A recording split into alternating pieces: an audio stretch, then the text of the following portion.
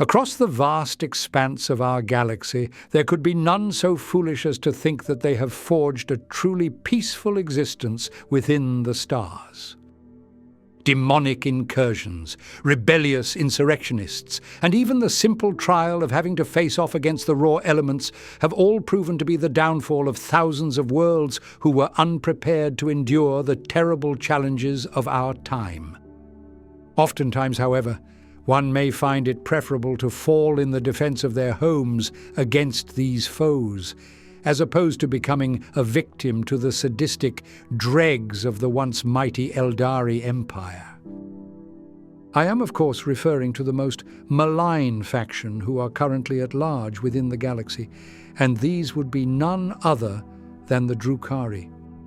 They are the degenerate product of the sickening pleasure cultists, who long ago brought about the downfall of the Eldari by living a life of pure decadence and overindulgence. At the jaded apex of their depraved society, the sheer emotional forces produced from their heinous acts culminated in the birth of the chaos god Slanesh, who voraciously feasted upon the delectable souls of millions of Eldari, ultimately spelling the end of their venerable empire. Whilst many of the more chaste of Eldari fled to the craft worlds or to the maiden worlds, a large majority of those within the pleasure cults chose to seek refuge within the darkest depths of the webway, where they claimed the port city of Komorrah to act as their new home. Over the next 10,000 years, these black-hearted curs proceeded to rebuild and transform the once prosperous hub of trade into a true den of inequity, rivaled in its scale by no other place within the galaxy.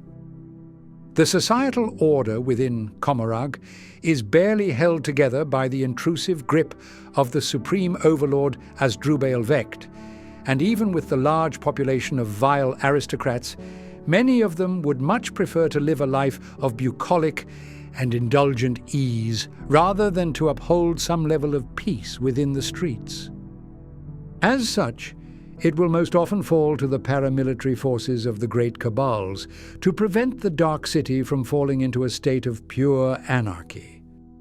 Some may consider them as nothing but glorified gangs, whereas others would tremble in fear at the prospect of encountering a high-ranking warrior. But for now, they will take the focus of today's sermon. With the state of Komorrah and of the wider galaxy in mind, let us now explore the various Kabals of the Drukhari. We shall first learn of the ancient history of the Dark City, with a focus on how the Kabalite system was brought into the forefront of their fallen society. Then, we shall learn of what makes up a Kabal, and of why one may choose to join in with their depraved ranks. Finally, we will cover their organizational and hierarchical order, with a focus on the truly cruel masters who rule over their city with a vice grip. The first point to learn is that in the ancient days of the Drukhari, when they first claimed Komorrah as their own, their society was almost entirely based around the ideals of the old Eldari society, only taken to a more perverse and extreme level. The old nobles and aristocratic rulers found purchase within the Dark City as kings and princes, where they sought to extend their dynastic houses perpetually through the long night. This was not entirely unopposed by the rest of the Drukhari populace, but it was only the nobles who had the arms and followers to wrangle control over the rather chaotic and anarchic city. Deep within the region known as Khor Spur, the various noble houses had erected their great palaces, chateaux, and fortresses, which were each teeming with slaves, mercenaries, and fools who thought that their loyalty to a corrupted aristocrat would garner them some form of grace. It was not uncommon for sporadic bursts of conflict to occur between the nobles, who each saw their own lineage as being the most significant and most royal to have survived the Great Fall. These squabbling spats soon came to an end when the nobles found themselves as the combined targets of the Drukhari organization known as the Solar Cult.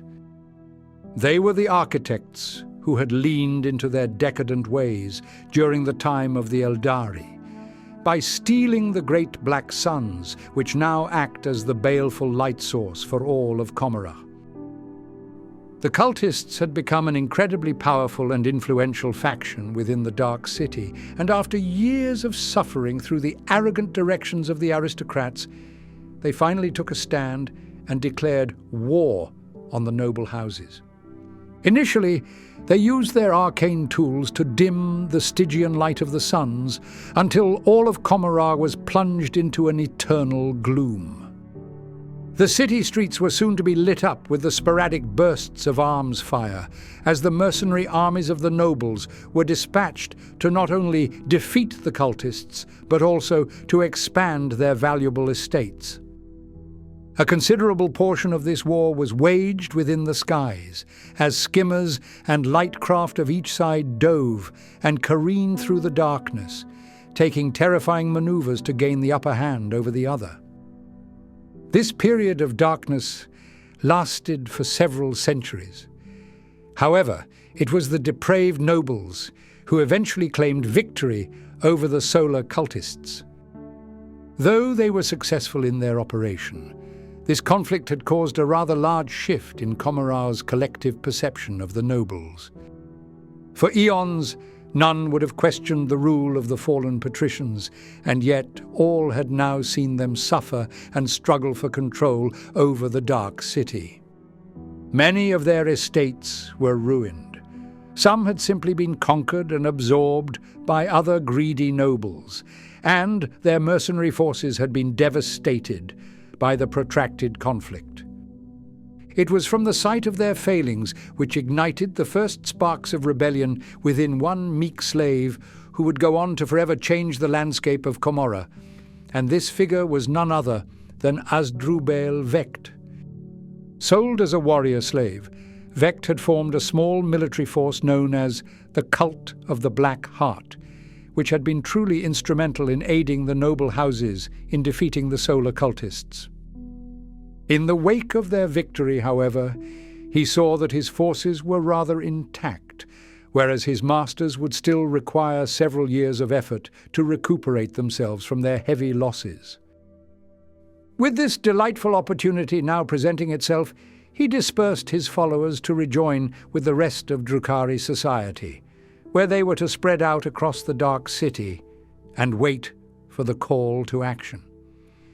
His agents were carefully instructed to carry out Vecht's orders, where they initiated missions of assassination, sabotage, and targeted disruption to the foolish nobles who did not suspect that a half-born slave could ever aspire towards anything past their own survival. This, however, was a most deadly mistake to make. After years of planning, Vecht finally struck, where in one fell swoop his followers eliminated the strongest of noble houses and criminal organizations who could have opposed his new regime. Eventually, it was only he who stood as the true leader of the Dark City. His pernicious scheme had removed any rival powers from his home, and thus he was named as the supreme overlord of all Commorragh, a title which he has held to this very day. In addition, his organization of the cult had shaped them into a truly effective armed force, and so he legitimized them by renaming them as the Cabal of the Black Heart. This Kabalite structure was then quickly adopted by the lesser survivors of the conflict, who wished to hold an army as magnanimous as their new liege. These feeble nobles who reformed their dynastic houses into cabals still detest Vecht for his terrible rebellion, but it is unlikely that they will ever rise to their old levels of prominence to challenge him once more. It did not take long until the old aristocratic order was completely eclipsed by the new cabals. It had removed any notion of inherited power, and the idea that one should hold some form of influence purely because of their gentle birth was now seen as being truly laughable. Instead, leadership and authority would be claimed by force, where only the strongest and most strategic of individuals would be able to navigate the internecine systems of the Dark City to eventually wrangle some semblance of sovereignty over their kin. Now that we know of how they came into being, let us delve into the details of what a Cabal actually is. So, as some of you may have guessed, each one of the Kabals exists as an independent and quasi-sovereign organization within the Dark City. Whilst all must bow their heads and respect the power held by the Supreme Overlord, the Archons are generally free to operate and act on their own accord. As such, the raiding targets, damnable deeds, and overall propensity for sin of their members will be quite distinct between each Cabal. Some may be organized in such a way that they resemble a roaming pirate band more than anything else. These groups would boast a large fleet of void crafts, skimmers and flyers, all of which will be used for atrocious raids against the lesser species of the galaxy. Others, however, particularly those who found their origins through their noble lineage, will resemble the aristocratic houses of old, with their rulers ordering about their subservient Kabalite warriors from the opulent safety of their palaces. Regardless of their internal structure, you must understand that it is from the Kabals that Commorragh and the Drukhari earn their strength. The armed forces of these fallen Eldari will be sourced from the Kabalite warrior covens and groups, who will be eager to delve into real space to plunder the treasured souls of any fools who may dare to oppose them. Whilst some of the smaller Cabals may be rather meek, consisting of only a few hundred warriors dotted about a few scant hideouts, the largest have been known to employ several million veteran Drukhari, and their territories will have ballooned to cover huge regions of the Dark City. It is no wonder then that these large Cabals are incredibly influential within Commorragh. With great power comes the ability to inflict your twisted and malign will upon the galaxy.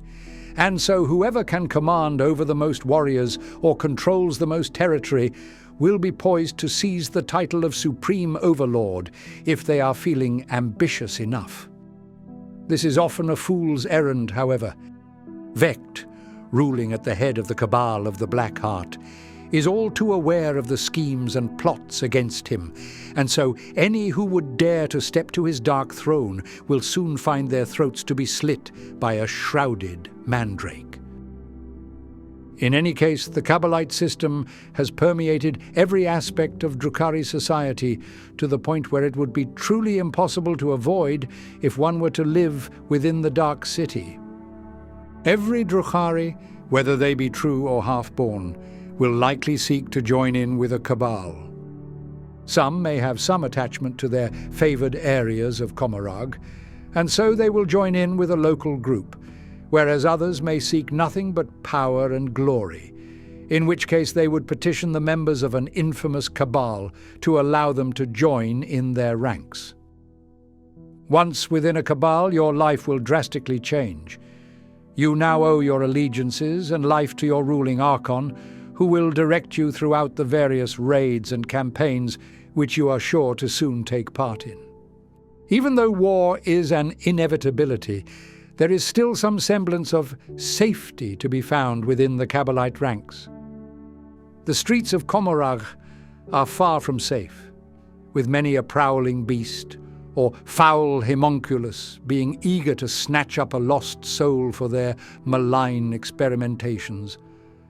These dangers, however, are far less likely to befall a Kabalite warrior.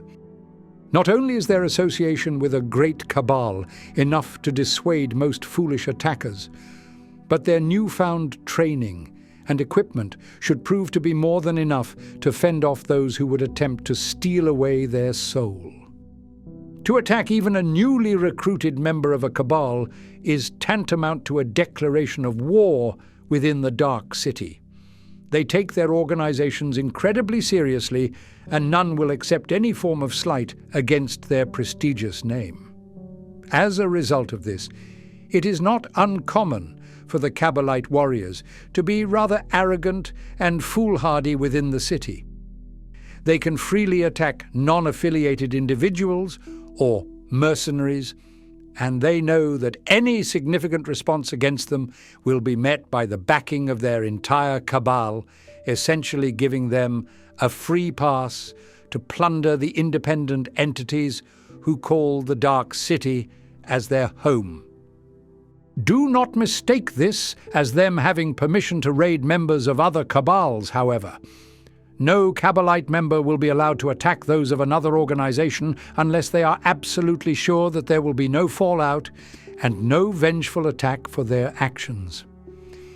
The Archons, whilst open to the thought of war, would rather conserve their forces, especially if the reason for an all-out conflict was simply due to an arrogant recruit assaulting a rival Kabalite warrior.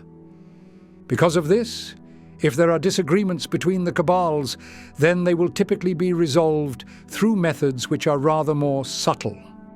Assassinations, abductions, and kidnappings will plague the lower streets of Commorragh, and this is to simply be accepted as being part and parcel of living within the Dark City.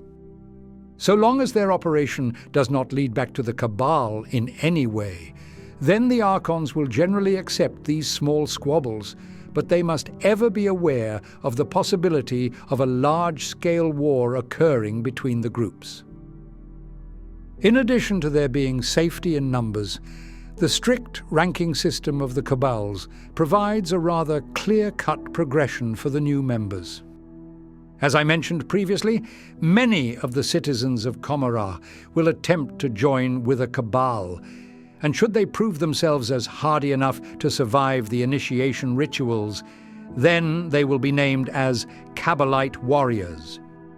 Though becoming a soldier within a Cabal is somewhat dangerous, the alternative would be to live a pitiful life of slavery, and knowing of how these indentured servants are treated, most would rather risk themselves within a raiding party.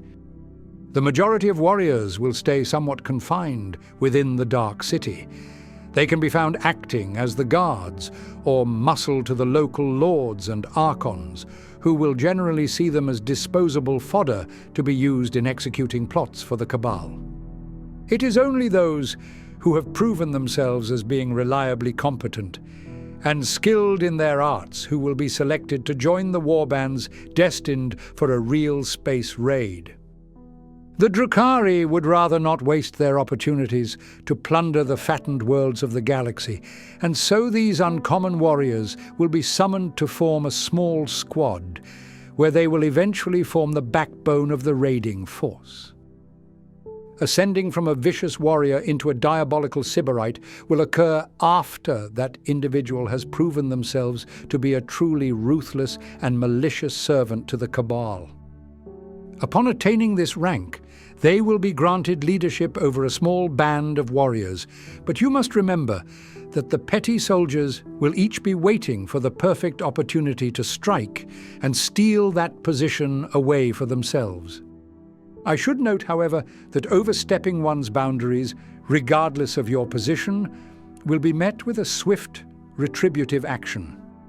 None will be too pleased to learn that some foolish upstart is attempting to muscle into your prized role, and so these actions will typically lead to nothing but a painful death. Another important aspect of the Kabalite ranking system is that there is a great deal of inequality and prejudice to be found between those who are true-born and with those who are half-born. A true-born Drukhari is one who came into being from a natural birth, which for their species takes an inordinate amount of time, which supposedly gives some sense of value to these individuals.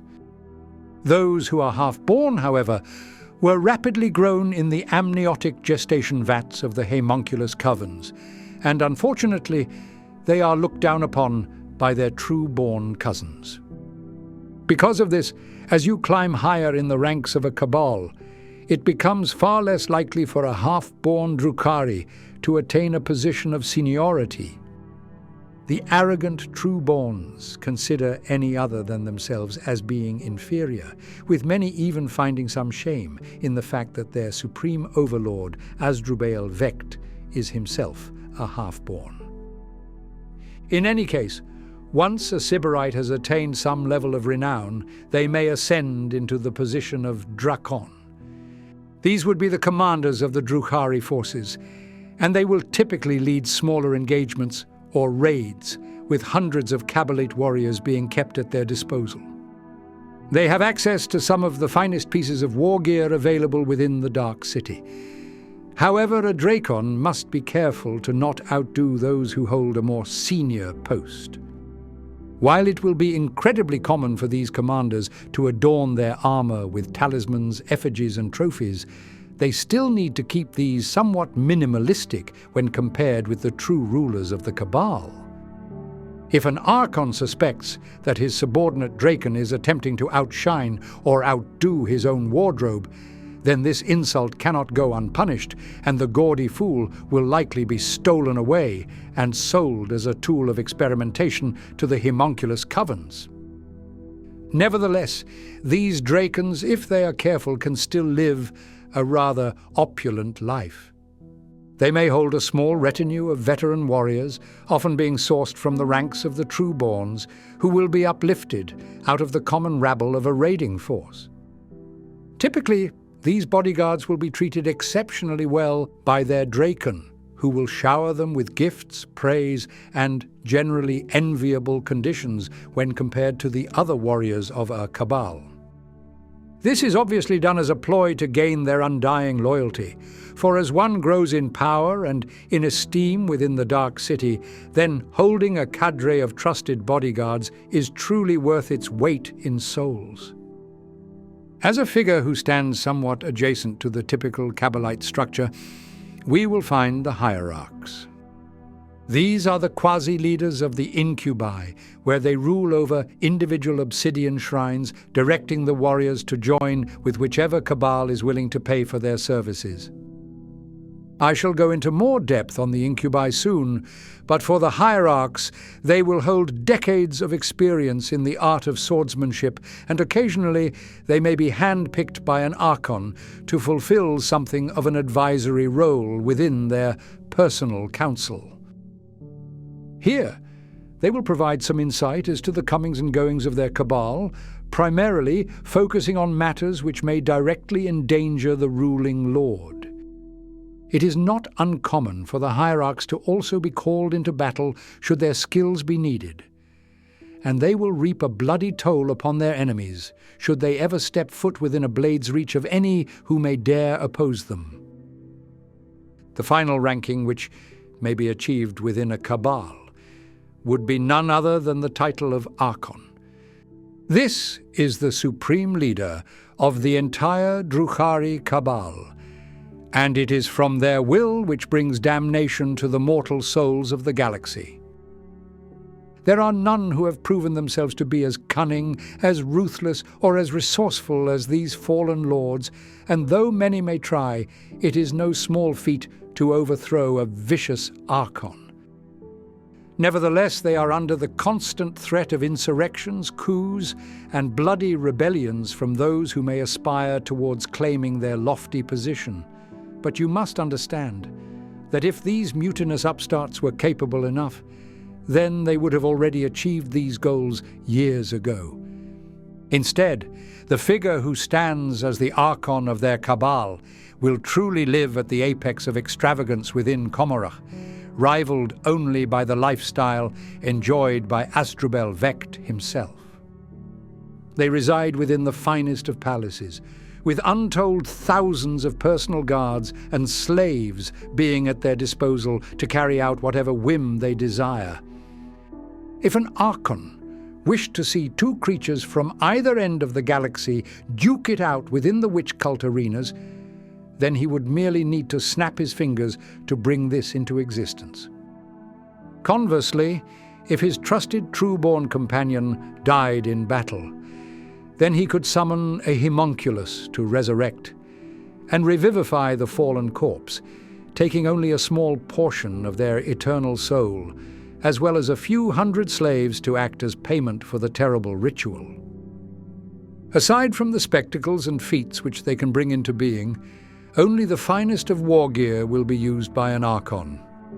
Ancient tools and artifacts from the old Eldari Empire will have been recovered, reformed, and rebuilt into weapons of war, whilst their armour will be a relic of itself, which the Archon will adorn with the finest of trinkets and trophies as a gaudy display of wealth.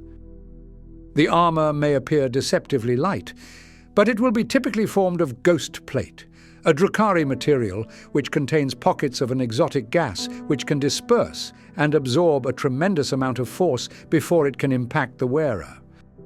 In addition to their equipment, all Archons will form a small retinue of their most trusted bodyguards and advisors who will accompany them at near all times during expeditions into real space or when planning operations within Commorragh.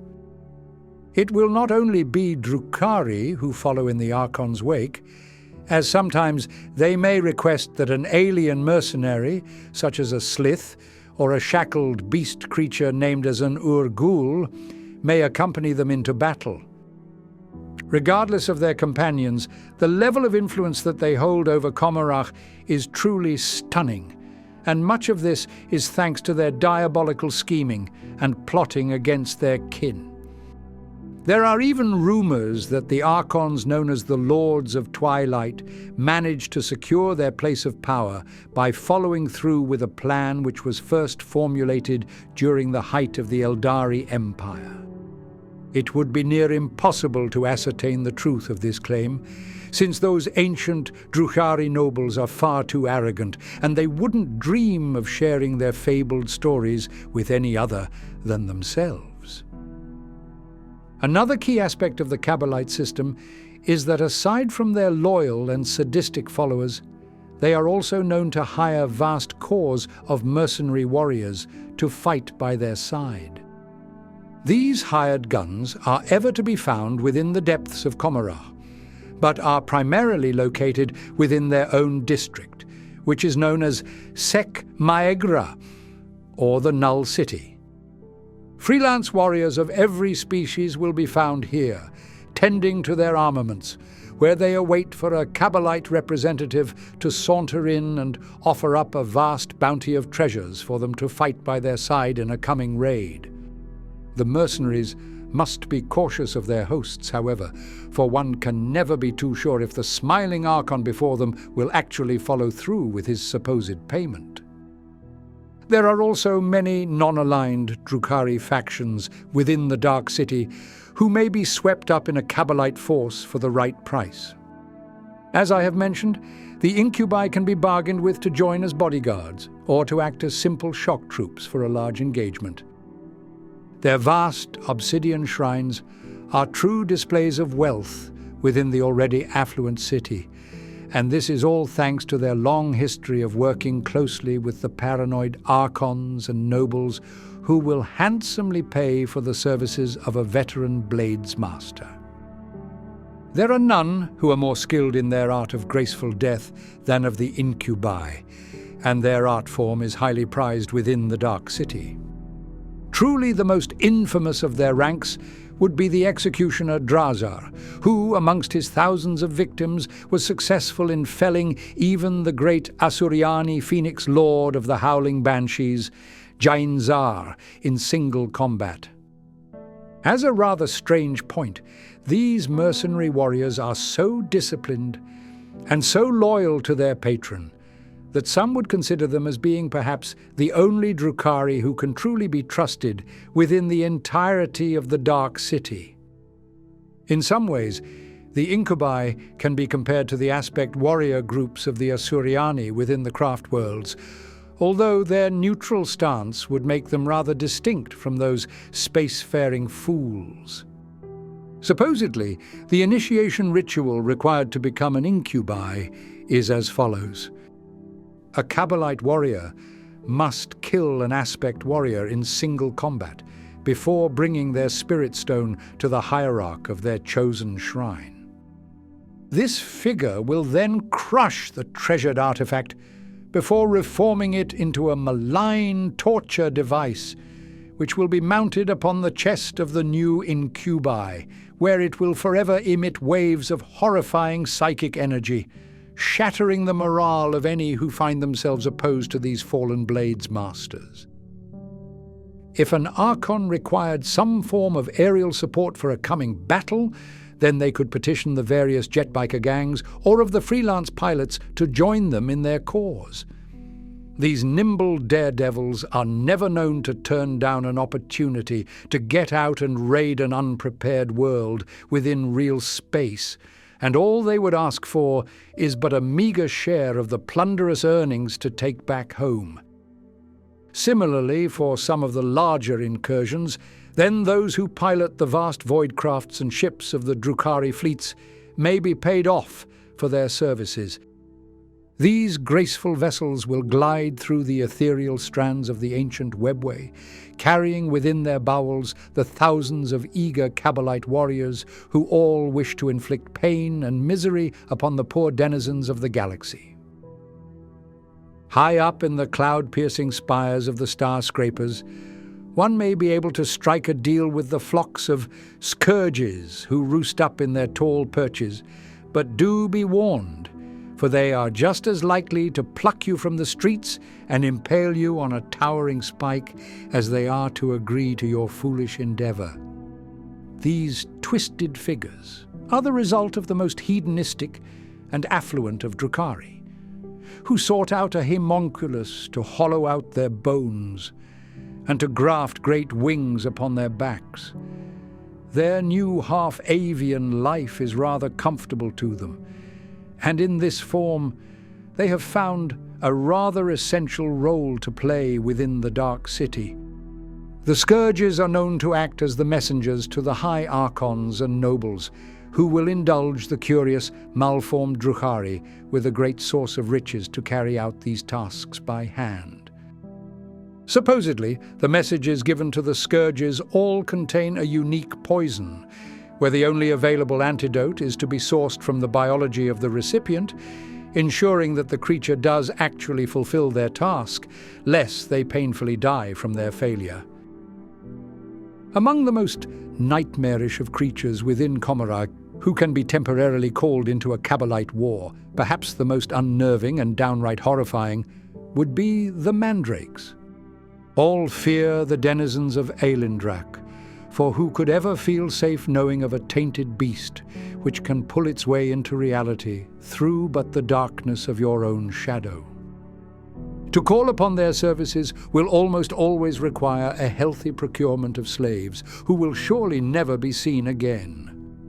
Sometimes, however, they may request a rather more exotic and sinister payment. Some of the more loquacious of Archons have revealed a select few of these strange requests, with one of them being that a mandrake asked to feel but a single heartbeat of a familial lord before they agreed to manifest upon a battlefield. Another, who was rather disturbed by this offer, claimed that when he sought out their aid, that the mandrakes claimed that they would eternally pledge themselves to the Cabal, if only they could taste the Archon's future dying breath.